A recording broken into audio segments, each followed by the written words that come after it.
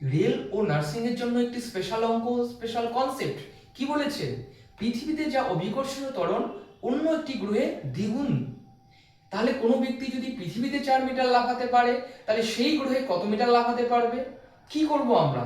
দেখো, গতীয় সমীকরণ আমরা কি জানি? V square equal U square plus 2as, তাই তো? দেখো, যখন লাফাবে অন্তিম উচ্চতায় কিন্তু অন্তিম বেগ 0 হয়ে যাবে। তাহলে আমরা ভি স্কোয়ারের জায়গায় কি লিখতে পারি? 0। প্রাথমিক বেগ থাকবেই, তাহলে কি হলো? U square. যেহেতু লাফাবে মানে অভিকর্ষ ত্বরণের বিপরীতে, তাহলে আমরা নেগেটিভ চিহ্ন ইউজ করব, তাই 2। এ বলতে কি? ত্বরণ, আমরা জি লিখি এখানে। এস মানে দূরত্ব, যেহেতু উচ্চতা তাই আমরা এইচ ব্যবহার করলাম। ঠিক আছে, তাহলে আমরা সমীকরণটা আমরা কিভাবে লিখতে পারছি? দেখো, 2gh ইকুয়াল ইউ স্কোয়ার লিখতে পারছি। আমাদের যেহেতু এখানে এইচ বের করতে হবে মানে উচ্চতা, তাহলে আমরা এটাকে কি লিখতে পারছি? দেখো, H equal U square by 2g লিখতে পারছি। এখন দেখো, আমার পৃথিবীতে লাফাক বা অন্য গ্রহে লাফাক, সেম ভাবে লাফাবে, মানে সেটা ফিক্সড, তাই তো?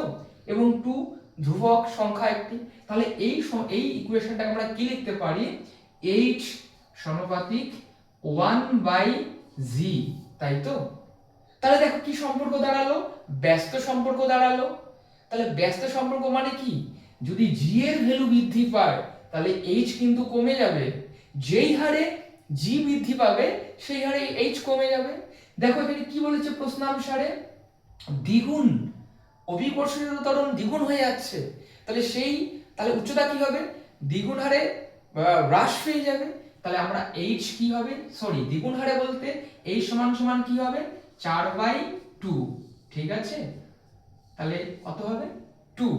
তাহলে সঠিক উত্তর হচ্ছে পৃথিবীতে যদি 4 মিটার লাফায়, সেই গ্রহে কত মিটার লাফাবে?